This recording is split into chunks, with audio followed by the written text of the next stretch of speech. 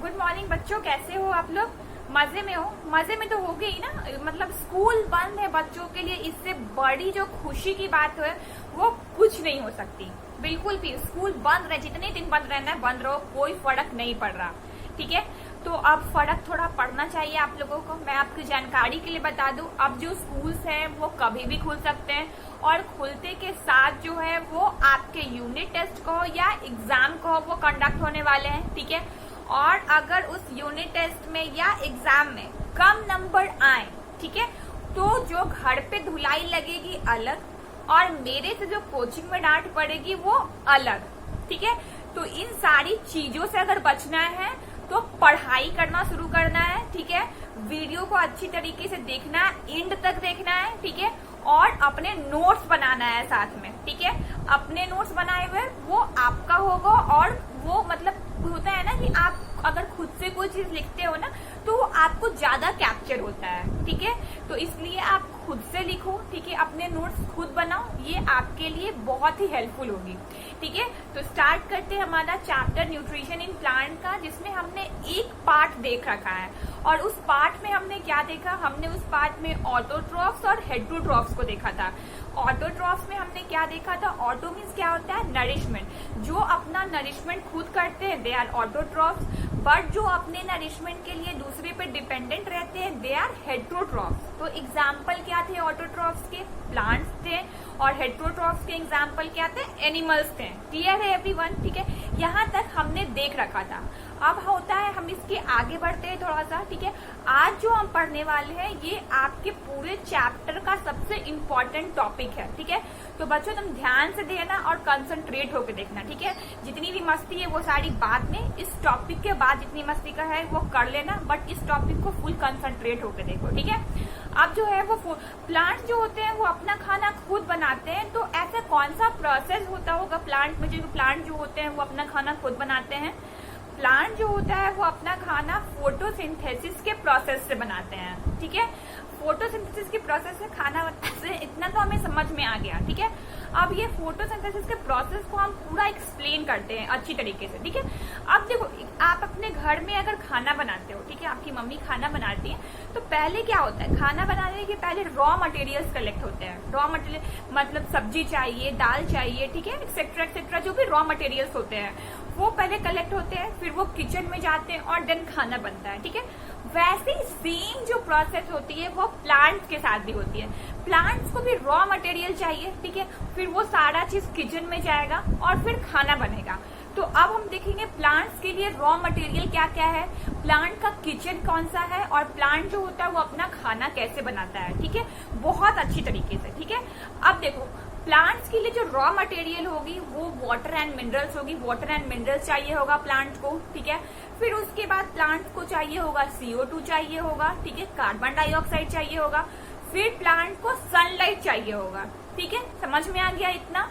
अब जो होगा ये सारी चीजें जो है उसे मिलेंगी कहाँ से?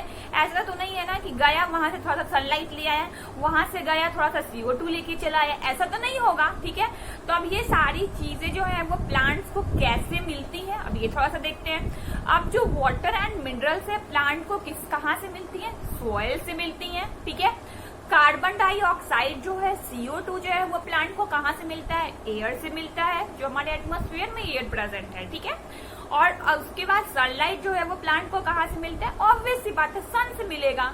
ठीक है, इतना रॉ मटेरियल प्लांट्स को जरूरत होता है उसके खाना बनाने के लिए। ठीक है, अब थोड़ा हम और आगे बढ़ते हैं। अब ये सारी चीजें जो है बहुत अलग अलग जगह प्रेजेंट है, तो ये सारी चीजों को हम लोग किचन तक लाए कैसे? और किचन जो है वो प्लांट का कौन सा है? जल्दी बच्चों बताओ अपने अपने मन में, जल्दी जल्दी। प्लांट का जो किचन है वो लीव्स है। ठीक है ना, जो प्लांट का खाना कहाँ बनता है? लीव्स में। ठीक है, अब जो देखो सॉइल में वाटर एंड मिनरल्स प्रेजेंट है। ठीक है, सॉइल जो है वो कहाँ? रूट के पास प्रेजेंट है। ठीक है, अब वहां से जो वाटर एंड मिनरल का जो ट्रांसपोर्ट है वो लीफ तक होना है। ठीक है, तो लीफ तक कैसे होगा बच्चों? सोचो जरा सा, ऐसा तो नहीं है उसका हाथ पैर है, वो गया वाटर एंड मिनरल्स को उठाया और लीफ तक लेके चला गया, बिल्कुल ऐसा नहीं है। ठीक है, तो ये जो ट्रांसपोर्ट होता है वो है किसके थ्रू होता है? जाइलम एंड फ्लोएम के थ्रू होता है। ठीक है, वाटर एंड मिनरल का जो कंडक्शन होता है वो किसकी हेल्प से होता है बच्चों? वो जाइलम एंड फ्लोएम की मदद से। ये ट्यूब लाइक स्ट्रक्चर जो होते हैं वो प्लांट्स में प्रेजेंट होते हैं, ठीक है, और वही हेल्प करते हैं transport of water and minerals के लिए, ठीक है। इतना समझ में आ गया कि किचन तक कैसे पहुंचा वाटर एंड मिनरल्स, ठीक है। अब जो है वो CO2 जो एयर में प्रेजेंट है वो किचन तक कैसे पहुंचेगा? वो किचन तक पहुंचेगा। अब देखो लीफ जो होते हैं, लीव्स में स्मॉल पोर लाइक स्ट्रक्चर होते हैं, उसके सरफेस पे स्मॉल स्पोर लाइक स्ट्रक्चर होते हैं, जो मैंने फिगर में भी दिखा रखा है, उसे हम लोग बोलते हैं स्टोमाटा, ठीक है। जो CO2 होता है वो स्टोमाटा के थ्रू आएगा लीफ किचन में, ठीक है। अब जो है वो सनलाइट कैसे आएगा? सनलाइट को जो ऑब्जॉर्व करता है वो होता है chlorophyll, a green pigment present on leaf, ठीक है ना। ग्रीन पिगमेंट होता है जो कि लीफ में प्रेजेंट होता है और वो रिस्पॉन्सिबल होता है अब्जॉर्प्शन ऑफ सनलाइट के लिए, ठीक है ना। यही रीजन है कि ह्यूमंस जो होते हैं वो फोटोसिंथेसिस की प्रोसेस जो होती है वो परफॉर्म नहीं कर पाते हैं, बिकॉज ह्यूमंस के पास जो होता है वो ग्रीन पिगमेंट क्लोरोफिल प्रेजेंट नहीं है। क्लोरोफिल प्रेजेंट नहीं है तो वो सनलाइट को अब्सॉर्ब कैसे करेगा? और एब्सेंस ऑफ सनलाइट में जो होता है वो फोटोसिंथेसिस की प्रोसेस नहीं होती है, ठीक है। समझ में आया? इसलिए ह्यूमंस जो होते हैं वो अपना खाना खुद नहीं बना पाते, इसलिए वो फोटोसिंथेसिस की प्रोसेस को परफॉर्म नहीं कर पाते। यहाँ तक तो क्लियर है, हमने सारा कुछ जो है वो किचन तक पहुंचा दिया। अब खाना बनाने की प्रोसेस जो होती है वो शुरू होती है। उसमें क्या होता है? देखो CO2 प्लस वाटर, ये रिएक्शन भी मैंने यहाँ पे ऐड कर रखा है आप लोगों के लिए, ठीक है। CO2 प्लस वाटर, ठीक है, in the presence of sunlight and chlorophyll, ठीक है। फिर से बच्चों ध्यान से, ठीक है, in the presence of sunlight and chlorophyll, ठीक है। वो चेंज किस में हो रहा है? कार्बोहाइड्रेट प्लस O2 में, ठीक है। और यही O2 जो होता है वो प्लांट्स रिलीज करता है एटमॉस्फेयर में।